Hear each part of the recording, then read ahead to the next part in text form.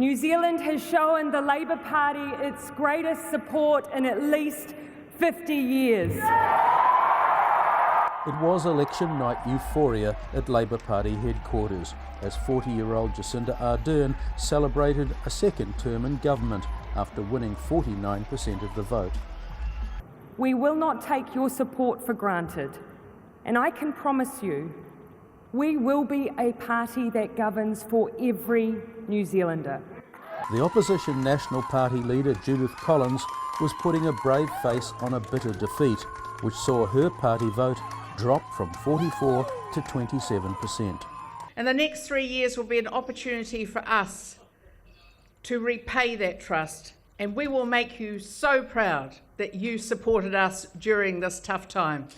Much of Ardern's success comes down to her strong leadership during the COVID-19 crisis, and she's promising to rebuild New Zealand's shattered economy.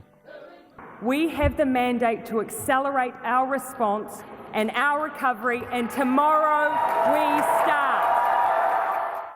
The election victory gives the Labour Party 64 seats in the 120-seat New Zealand Parliament, which means that Jacinda Ardern could govern alone without the need for a coalition partner. However, she has left the door open for a potential coalition with the Green Party.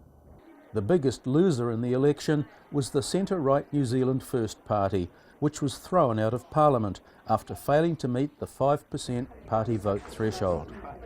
Experts say the loss of smaller parties and the dominance of Labour has potentially reduced political diversity.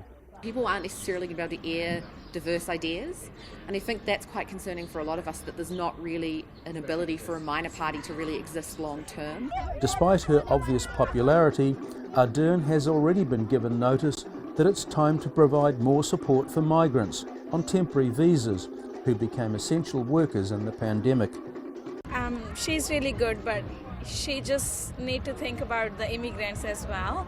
So, will Labour deliver on its election promises? We will govern as we campaign positively, with optimism about our future, with a relentless focus on a recovery that brings New Zealanders with us to deliver long-lasting change. But with New Zealand heading into a potentially deep recession, Ardern faces major challenges if she's going to win the next election in 2023. Owen Poland, CGTN, Auckland.